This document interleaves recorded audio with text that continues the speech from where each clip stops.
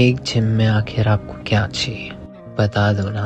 Centralised AC है, equipments इतने ज़्यादा एडवांस्ड है, इतना स्पेशियस जिम और एम्बियंस तो इतना लाजवाब है। नमस्कार दर्शकों, मैं नीरज अरवानी हर दिन अग्निपथ के इस नए सत्र में आप सभी दर्शकों का हार्दिक स्वागत करता हूं। चलिए रुक करते हैं खबर की ओर।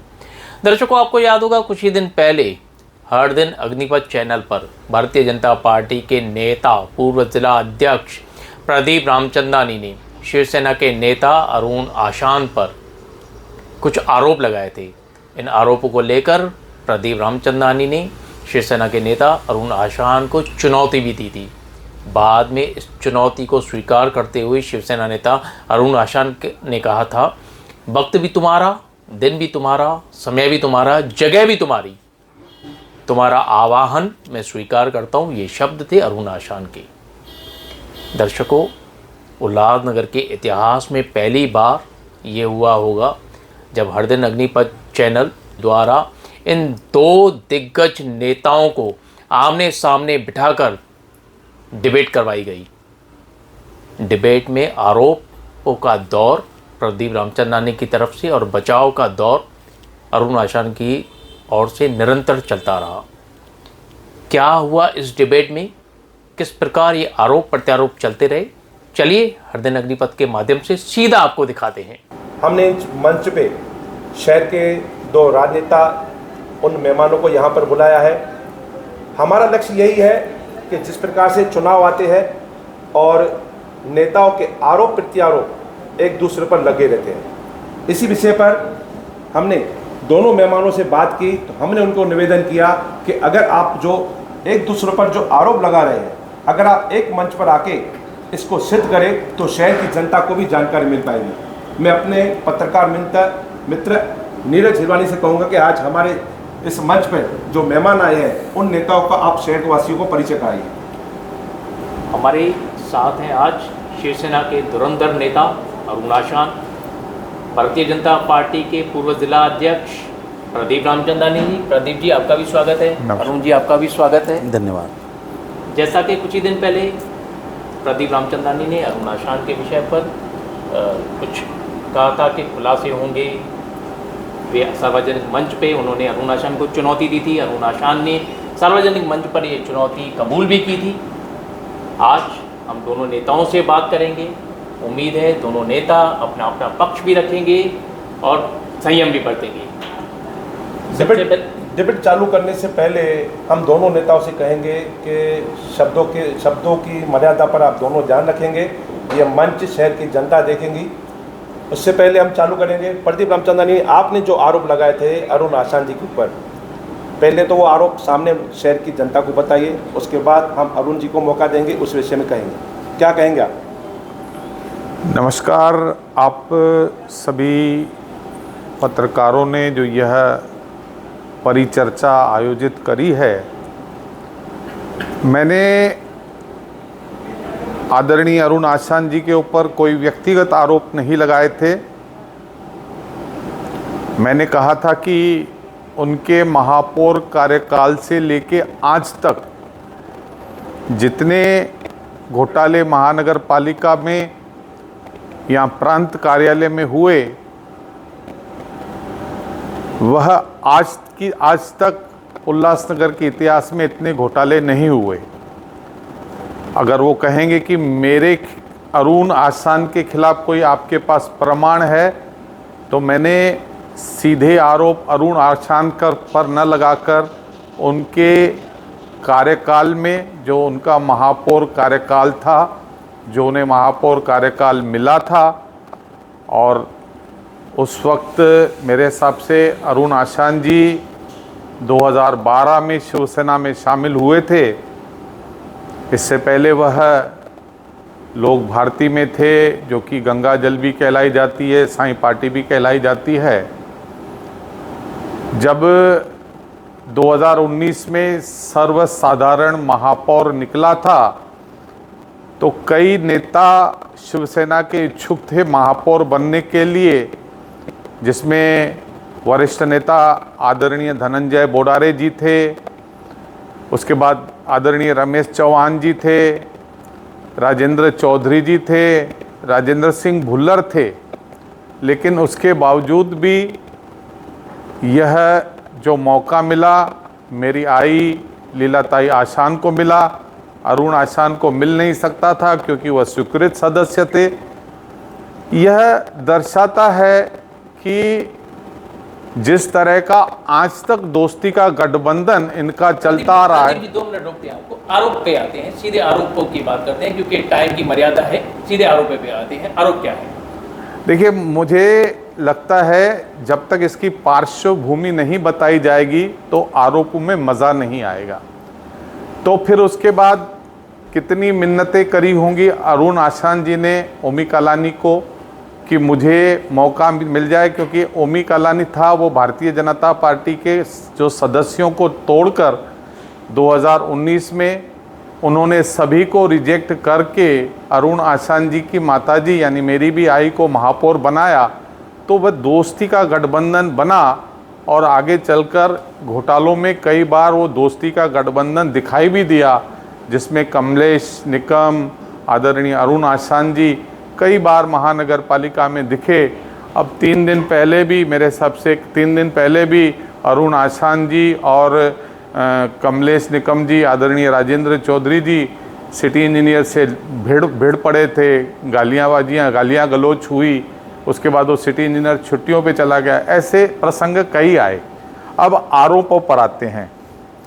देखिए, कमलेश निकम और दोस्ती का गठबंधन हमें लग रहा था कि ये बहुत राजनीतिक होगा, लेकिन यह विशुद्ध राजनीतिक न होकर व्यावसायिक रहा। शुरुआत करते हैं पहले घोटाले से जो कि टीपीडी में हुआ था। टीपीडी के जो घोटाले हुए जिसमें आरसीसी 14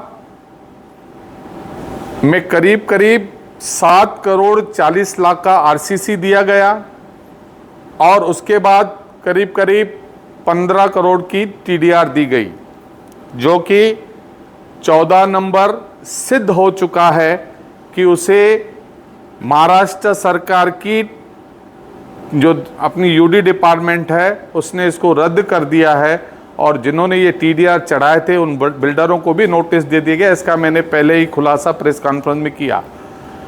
17 नंबर आरसीसी, उसमें करीब 19 करोड़ रुपए के टीडीआर दिए गए।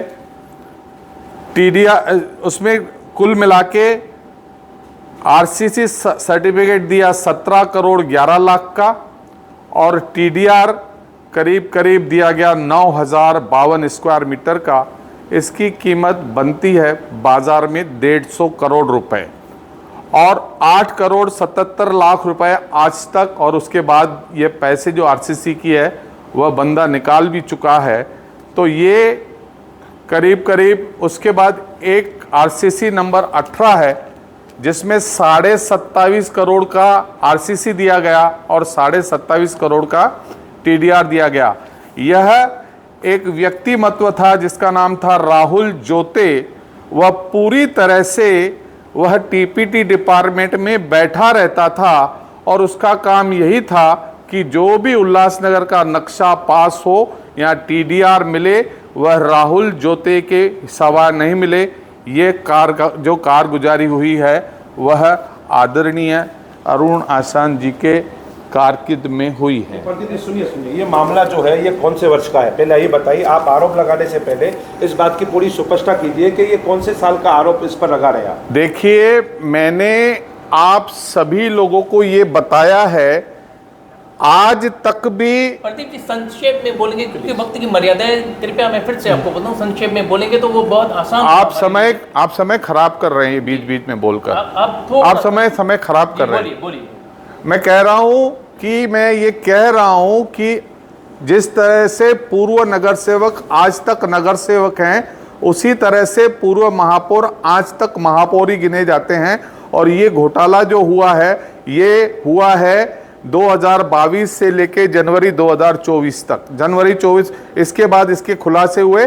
इसमें कई सामाजिक हमने खुलासे किए, ऐसा नहीं, कई सामाजिक कार्यकर्ताओं ने भी इसके पीछे काम किया है, जिसमें एडवोकेट स्वप्निल जी हैं और वासु कुकरेजा जी हैं। उन्होंने सब ने मिलकर ये घोटाले उजागर करे हैं। हम इस पर रुकते हैं पहले। प्रदीप जी, हाँ, रुकिए। अरुण जी, अभी आप बताइए कि इन्होंने जो टीडीआर और जो घोटाले बताए हैं और उन्होंने साल भी बताया है, आप क्या कहेंगे इस पर? अभी आज 6 दिसंबर है, बाबा साहब अम्बेडकर जी का महापरिनिर्वाण दिन है। और मैंने कहा था आपके माध्यम से, जब भी प्रदीप रामचंद्रन ने मुझे आरोप लगाया था कि अरुण आशान जी के महापौर के कार्यकाल में, मतलब मेरी माताजी लीलाबाई आशान के कार्यकाल में, तो उस घोटाले को उजागर करने के लिए उन्होंने आज का मुझे समय दिया।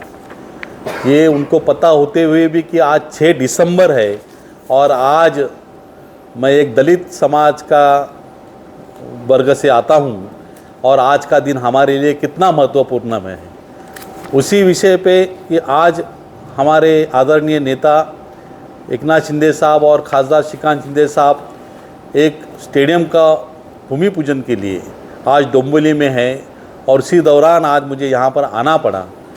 और मैं सभी शहरवासियों को बताना चाहता हूँ कि मैंने लास्ट भी टाइम बोला था कि शिवसेना को कोई चुनौती नहीं दे सकता और शिवसेना कोई घोटाले में नहीं हो सकती है।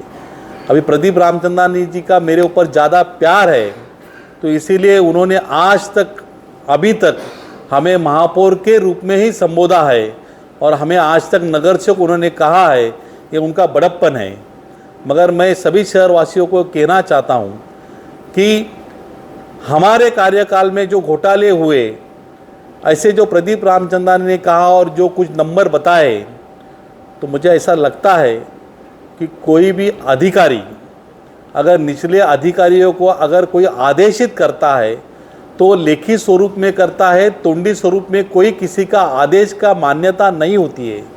और दूसरी बात कि महापौर जी के कार्यकाल में वो अभी तक का कार्यकाल बता रहे हैं, तो मुझे ऐसा लगता है कि इतने सारे आरोप, अभी तो उन्होंने खाली एक ही डिपार्टमेंट का आरोप कहा है, तो इतने सारे आरोप और जहां टीडीआर का घोटाला उन्होंने बताया है, तो प्रदीप रामचंद्र जी ने ये आरोप आज जनता को दिखाने के लिए लाए हैं या उसके ऊपर कोई कार्रवाई भी की है, उसके ऊपर कोई कोर्ट कचहरी भी की है?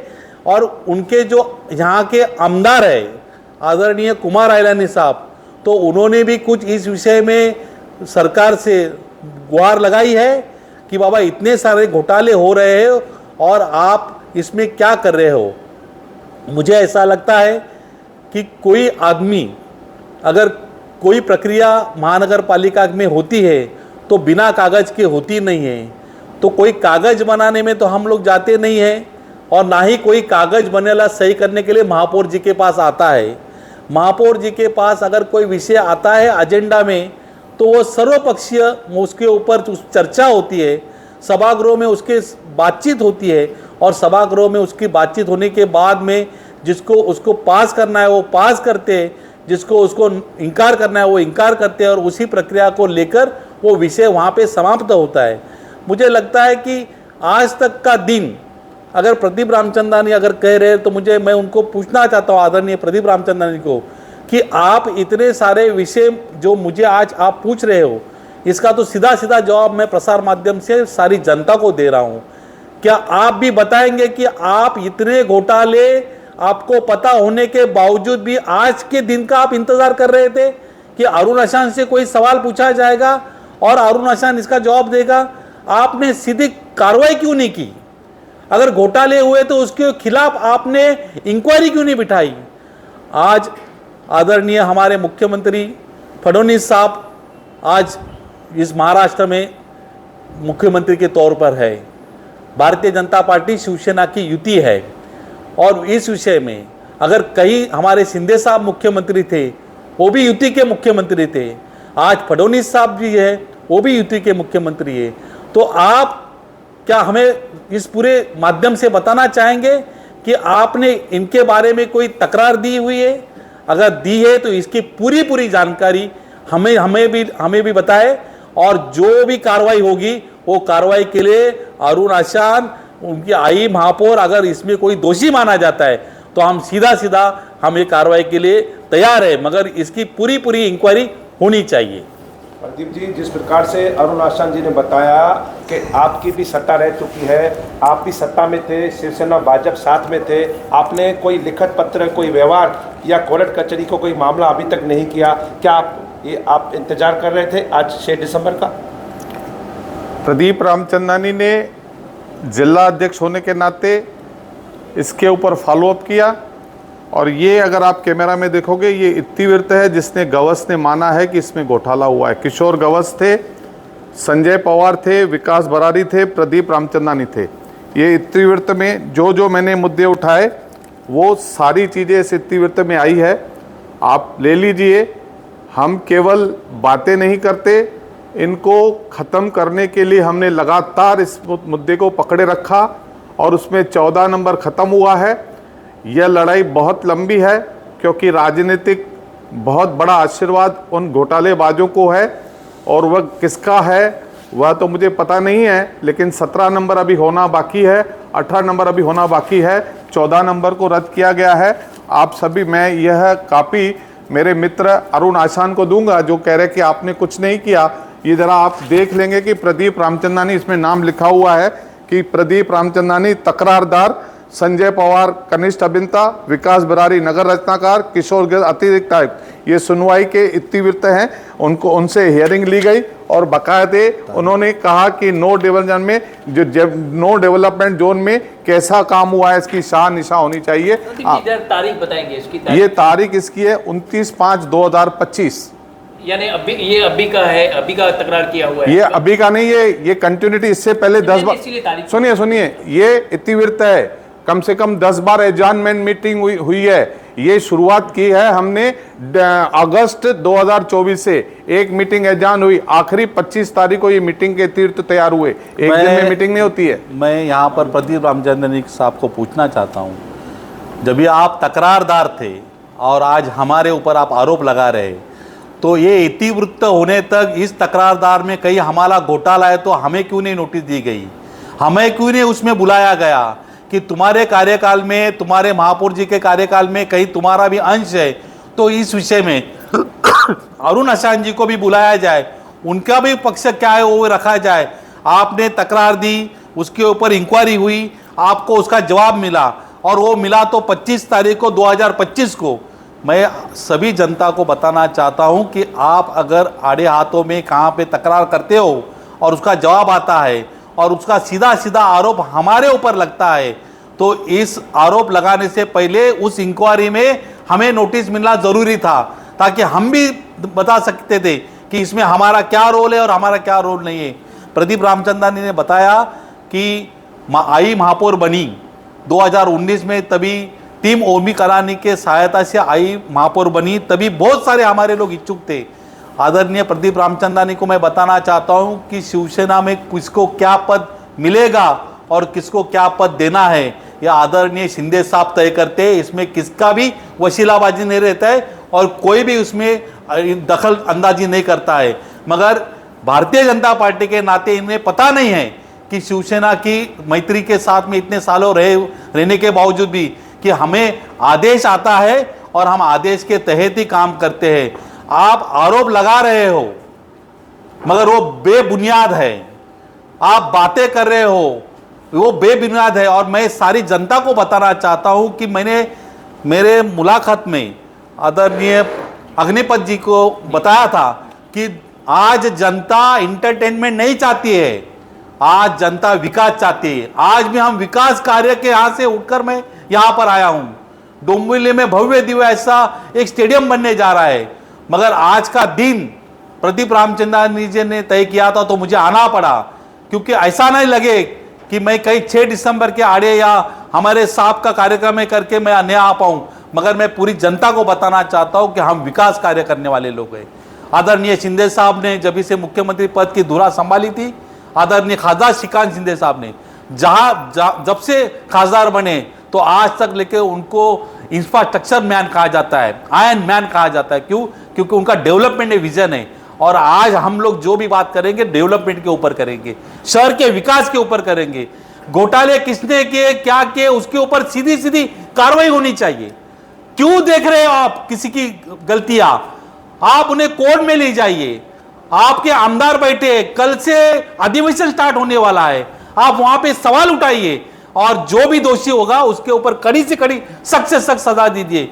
आप न कि केवल इस विषय के ऊपर लीजिए कि हमने कहीं एक दूसरे के ऊपर बोला, मगर आपने अगर मेरे आई का नाम नहीं लिया होता था, आई के कार्यकाल में आपने ही बताया कि महापौर आई थी, तो अगर एक मां के खिलाफ कोई भी बोलेगा तो बच्चा उसका जवाब देगा ही देगा।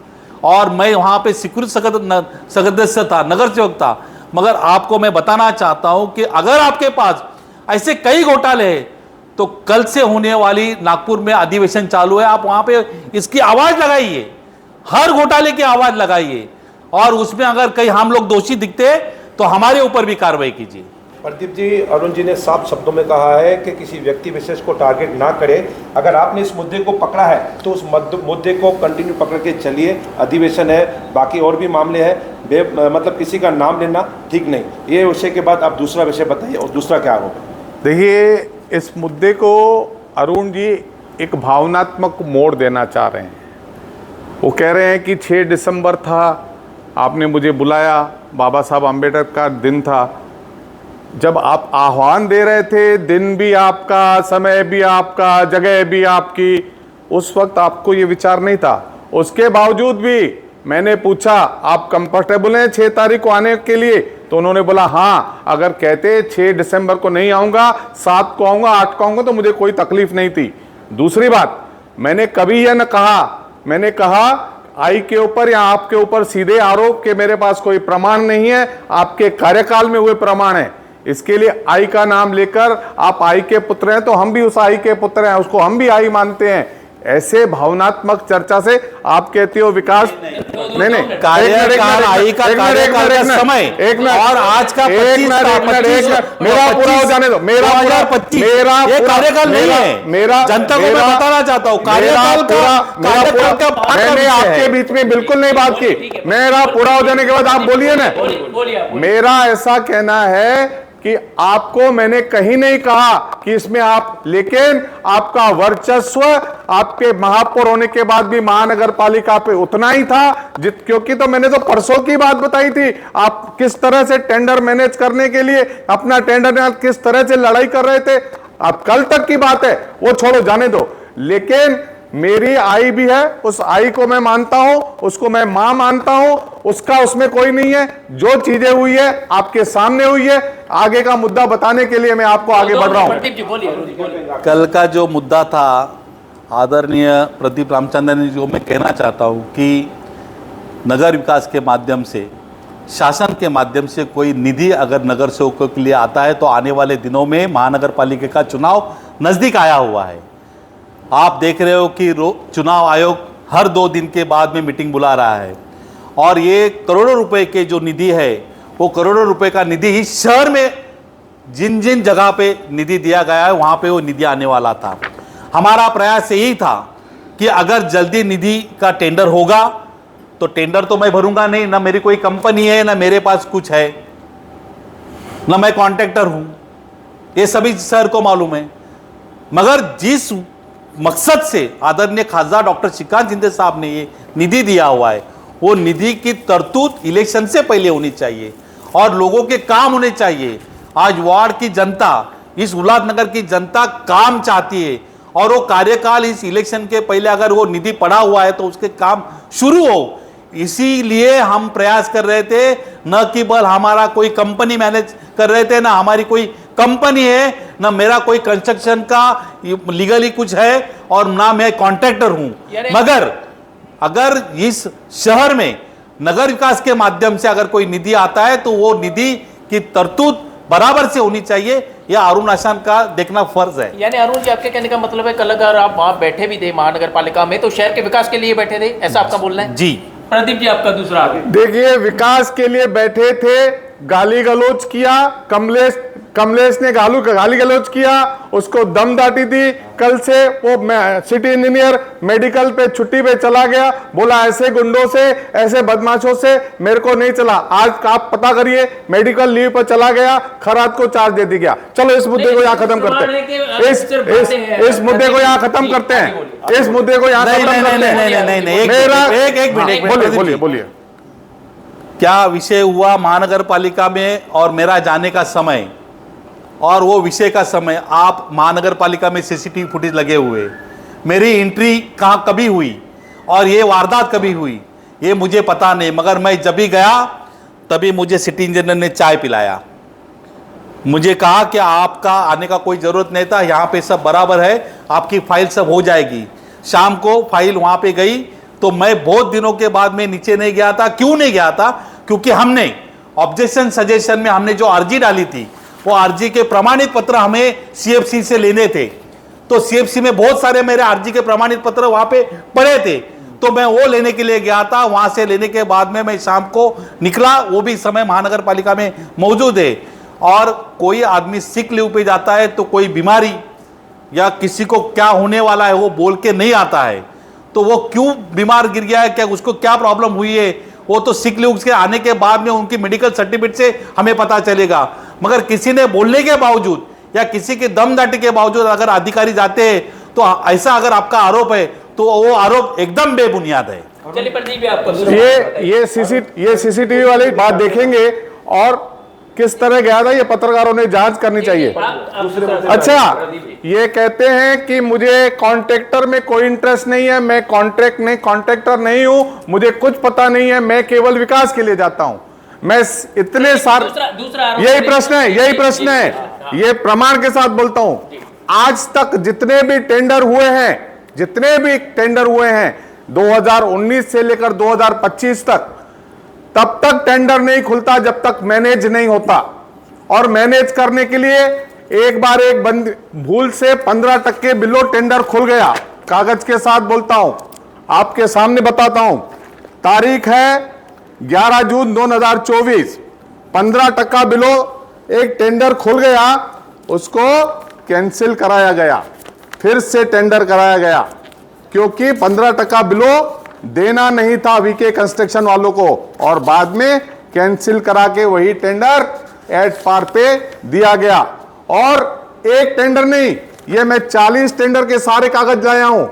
6 महीने तक टेंडर नहीं खुलते, अगर ज्यादा इनकी महीने नहीं आई, 6 महीने के तक वो रखे रहते हैं, फिर उसको कैंसिल करके सेट हो जाता है, उसके बाद उस कॉन्ट्रैक्टर को काम मिलता है। ये एक से लेके सारे कागज है, अगर आपके पास समय है तो मैं दिखाता हूं। एक भी ऐसा टेंडर नहीं है जिनमें इन्होंने मैनेज किया हो। भूल से कभी किसी ने भर दिया तो वो टेंडर 6 महीने तक खुलता नहीं है, 6 महीने तक खुलता नहीं है। बाद में सारवी करके कॉन्ट्रैक्टर को जिसने भरा है उससे निकलवा के जब उनका सेट होता है या रिकॉल कराते हैं या खुलवाते हैं। दूसरी बात मेरी बात खत्म हो जाए, आपके आरोप अरुण जी के ऊपर है क्या उनके पक्ष के ऊपर? अरे मैंने कहा कि ये चीजें मैंने व्यक्तिगत किसी के ऊपर नहीं रखा, इनके कार्यकाल से आज तक यही लोग कर रहे हैं।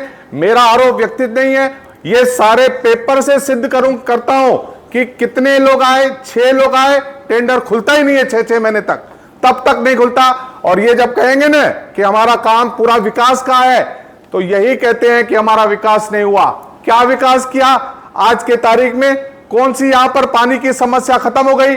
कौन से यहां पे रोड खत्म हो गए? रोड की समस्या खत्म हो गई? चलो ठीक है, आप तो पिछले 4-5 सालों से आप ही सत्ता में है ना, और उसके बाद आप कहते हो कि कल मैं नहीं आया था, मेरे पीछे हुआ था, तो मैं किधर बोल रहा हूं आपने किया? मैंने किया उस इंजीनियर्स के साथ दादागिरी, मारामारी, कमलेश निकम ने की। तो क्या कमलेश निकम आपके साथ गठबंधन में नहीं है?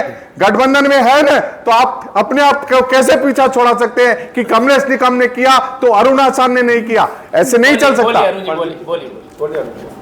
मुझे लगता है कि प्रदीप जी मुद्दा भूल गए।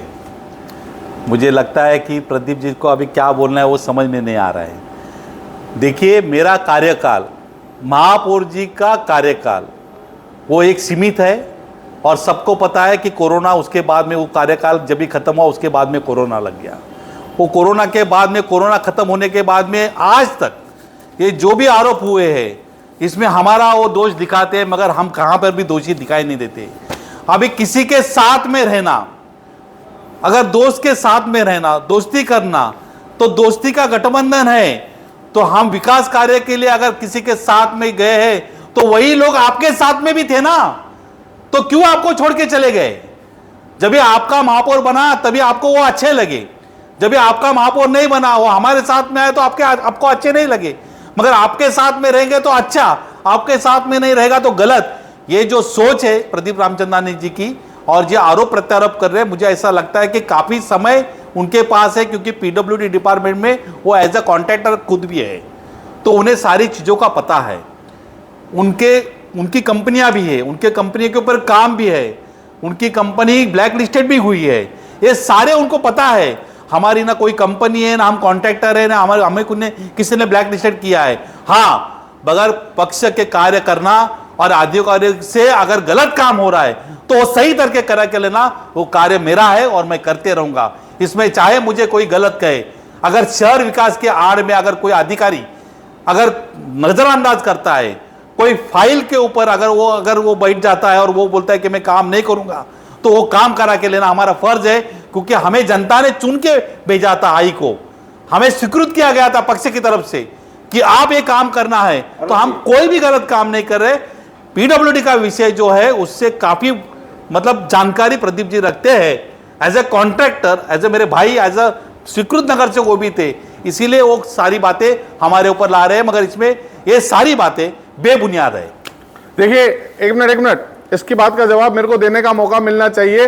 इन्होंने खुद मान लिया कि उनके साथ हमारा दोस्ती का गठबंधन है। इनको पता होना चाहिए, महापौर जब इनको बनाया था उन्होंने बीजेपी के नगर सेवक तोड़कर बनाए थे।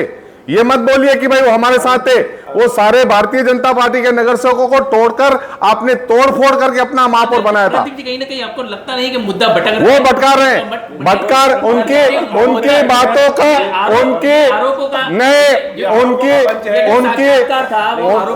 उनकी बातों वो बात करेंगे तो जवाब मिलेगा। आप दूसरे मुद्दे पे आइए। अब आइए, खाली पीडब्ल्यूडी तक सीमित नहीं है, ये पब्लिक हेल्थ है, पब्लिक हेल्थ डिपार्टमेंट, जिसमें कचरे के टेंडर दिए गए। कचरे के टेंडर इनके कार्यकाल में कोनार्क कंपनी को मिला, और कोनार्क कंपनी के साथ इनका कितना अच्छा संबंध है वो जग जाहिर है, होना भी चाहिए, हमारा भी संबंध है। लेकिन इनके ही नगर सेवक राजेंद्र सिंह भुल्लर ने रिट पिटीशन दाखिल की हुई है कि भैया बहुत सारा पैसा दिया गया है, 4 लाख रुपया चलता था, सीधे 9 लाख रुपया दे दिया। 4 लाख दिन का चलता था, 9 लाख दे दिया। तो ये काम, इसमें इनके ही नगर सेवक बोलते हैं भ्रष्टाचार हुआ है, हम नहीं बोल रहे हैं, राजेंद्र सिंह। और दूसरी बड़ी बात, एक टेंडर निकला था लेबर सप्लाई करने का, उसमें कोनार्क कंपनी एक टेंडर में भरती है 60 लाख रुपया, अचानक उनका टेंडर कैंसिल हो जाता है, और वही रद्द होने के बाद भरती है 1 करोड़ 60 लाख रुपया। मतलब सीधे 100 करोड़ का घोटाला। प्रदीप जी, ये कब की तारीख है? ये तारीख है 2022 की।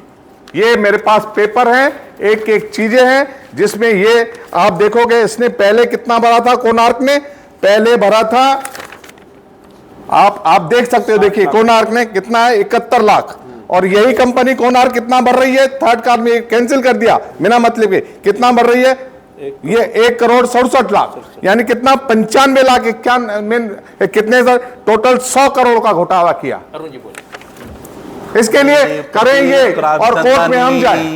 प्रदीप रामचंदानी जी क्या अभी महानगर पालिका में नगर सेवक रह चुके हैं, उन्हें ये भी पता नहीं है कि ये सब फाइनेंस डिपार्टमेंट का काम जो भी होता है वो स्टैंडिंग कमेटी के माध्यम से महासभा में आता है।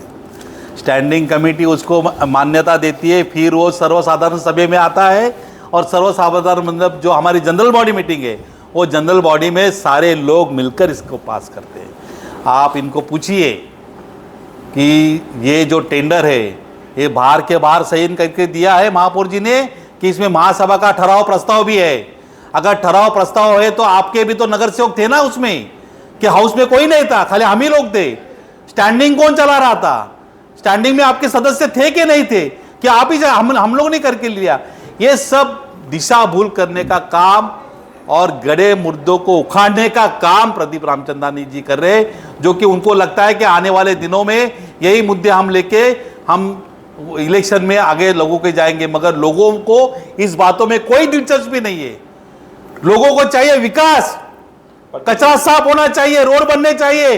पानी की समस्या के लिए इन्होंने कहा, पानी की समस्या के लिए हमने जो टेंडर भरा था, आप इन्होंने बताया, जो पानी की लाइन डाल रहे हैं। आज देखिए कि पूरे सड़कों के नीचे ड्रेनेज की लाइन बिछाई जा रही है। अपना एक ओन सोर्स अपना उल्लासनगर के लिए पानी के लिए डॉक्टर खासदार शिखा शिंदे प्रयास कर रहे हैं कि उल्लासनगर एमआईडीसी से पानी न लेके खुद का पानी लेके आए। ये सब लोग चाहते हैं। और ये गड़े मुर्दे जो कि लोगों को पता भी नहीं है, वो विषय में इनके सारे सदस्य महानगर पालिका में है। और आज हमें पूछ रहे हैं कि ये आपके कार्यकाल में हुआ, तो आपके कार्यकाल में आपके लोग कहां पे थे? और इतना 2022 से 26 तक आप किसका इंतजार कर रहे हो, वो तो बताइए। प्रदीप जी, ठहराव पास एक मिनट हुआ था। वो ठहराव में आपके भी लोग थे ना? सवाल उस समय स्थायी समिति में ठहराव पास हुआ था, उसमें आपके भी पार्टी के लोग थे। बिना ठहराव तो ये पास हो ही नहीं सकता, तो फिर आप एक ही पार्टी को क्यों टारगेट बना रहे हैं? देखिए, जैसे ही प्रशासकीय राज आया वो टेंडर कैंसिल कर दिया गया। जो ठहराव पास किया था हमारे लोगों ने, वो था 67 लाख का। प्रशासकीय राज ने, कमिश्नर ने कैंसिल कर दिया और उसका ऑर्डर दिया 1,67,00,000 में। ये कहते हैं उस वक्त सदस्य नहीं थे, पूरी तूती इनकी बोलती थी, हमारे सदस्यों के ऊपर आरोप नहीं लगा सकते थे। और दूसरी बात, ये कहते हैं कि तब तक चुप क्यों बैठे हैं? 21 लेटर लिख चुका हूं इस मैटर में, 21 लेटर। उसके बाद उन्होंने इत्तीवत में माना है। ये बोलते हैं 100 करोड़ का नहीं, 15 करोड़ का घोटाला हुआ है, ये मुझे दिया है। अब मेरे को हाई कोर्ट जाना है, समय लगता है। ये इनके जितना जिनका इनका दबाव है कि इसको सुनवाई नहीं दो, पीछे पढ़ कर हमने इत्तीवत में इन्होंने लिख के दिया है कि 15 करोड़ का घोटाला हुआ है, 100 करोड़ का नहीं हुआ है। उसके कागज में आपको दूंगा। चलिए अरुण जी, एक बात तो प्रदीप जी मान रहे हैं कि आज भी आपकी तूती बोलती है, तो जरा इस पर आप कुछ कहेंगे? देखिए, मैंने कई सारे पत्रकार भाइयों को कहा है कि शिवसेना ऐसा एक पक्ष है कि वो 24/7 काम करने वाला पक्ष है, जो खाली इलेक्शन को मद्देनज़र रखते हुए काम नहीं करता है। और आज यही प्रत्यक्ष मैं हमारे मित्र पक्ष से सुनना चाहता हूँ कि हम आज भी काम कर रहे हैं और डंके की चोट पे काम कर रहे हैं और हमारा दबदबा बना है। मगर हमारा दबदबा कोई भी घोटाले में नहीं है। अगर 15 करोड़ का घोटाला हुआ है, इनको कोर्ट में जाना है, जरूर जाए। आदरणीय आमदार कुमार अयलानी जी मौजूद है, अधिवेशन है, आप सारे घोटालों को उजागर कीजिए। आने वाले कल से जो विधानसभा का अधिवेशन रहेगा नागपुर में, आप वहां पर जाके इसका बोलबाला कीजिए। जो भी दोषी आएगा उसके ऊपर कार्रवाई कीजिए। मगर कहां पर भी शिवसेना का महापौर या शिवसेना के कार्यकाल में घोटाले हुए, ये बताने का जो प्रयास जो आज दयनीय अवस्था में प्रदीप रामचंदानी जी कर रहे हैं, मुझे लगता है कि विषय यहाँ पे समाप्त होना चाहिए। कई ऐसे मुद्दे हैं कि हम सीधे बात कर सकते हैं, मगर हम एंटरटेन के लिए नहीं है, हम विकास के लिए है। और आगे इसके आगे भी मैं अभी सभी जनता को कहना चाहता हूं कि इसके बाद अरुण आशान प्रसार माध्यम के सामने आएगा तो किसी के ऊपर आरोप प्रत्यारोप के लिए नहीं, विकास मुद्दे के लिए बात करने के लिए आए। यही मैं जनता को आज के दिन बोलता हूं। आज का डॉक्टर बाबा साहब आम्बेडकर जिनका महापरिनिर्वाण दिन है, मैं उनको अभिवादन करता हूं और मेरे शब्द यहाँ पे 2 शब्द पूर्ण करता हूं। धन्यवाद। तो चलिए, ये थे एक आरोप और है प्रदीप रामचंदानी जी, जिन्होंने अरुण आशान पर आरोप लगाए। दूसरी तरफ से अरुण आशान जी, जिन्होंने हर सवाल का बखूबी जवाब भी दिया। अरुण आशान ने इतना तक भी कह दिया कि आमदार चाहें तो अधिवेशन में ये आवाज भी उठा सकते हैं। तो चलिए, अब जनता जनार्दन है, वो तय करेगी कौन सही कौन गलत। ये देखिए, पूरी तरह से भ्रष्टाचार किया हुआ है। अंतिम एक और एसडीओ का भ्रष्टाचार है, जिसमें 400 करोड़ की भ्रष्टाचारी की है। इनका आदमी बैठा हुआ है लक्ष्मण नाना राठौड़, जो पूरी तरह से इस दलाल के सिवाय एक गरीब का काम नहीं होता। पंकज देवरे जो जमाबंदी आयुक्त है उसने भी किया है, और दशहरा मैदान में 20 करोड़ का जो टीडीआर का घोटाला, यहां से एसडीओ से कागज बनते हैं और म्युनिसिपैलिटी में टीडीआर बनता है। ये सारा घोटाला इनके कार्यकाल में होता है। इन्होंने कोई विकास नहीं किया है, केवल घोटाला किया है। घोटाला करके उसको विकास का नाम देते हैं, विकास बिल्कुल नहीं, केवल घोटाला, हमने विकास नहीं किया, भ्रष्टाचार की दुकान बना दिया है, किसी का पूरी तरह से भ्रष्टाचार की दुकान बनाई है। केवल भ्रष्टाचार उठते हैं जो भ्रष्टाचार के लिए, भ्रष्टाचार के अलावा इन्होंने कुछ किया ही नहीं है, केवल भ्रष्टाचार, कोई विकास नहीं। को आगे भी कंटिन्यू करेंगे, लेकिन आज के लिए इसको विराम देते हैं। प्लीज ध्यान, आज शांत रहिए, हम दोनों आज बड़ा दिन है। दोनों पक्षों से हमारा स्वीकार किया, दोनों पक्षों को हम धन्यवाद करते हैं। धन्यवाद।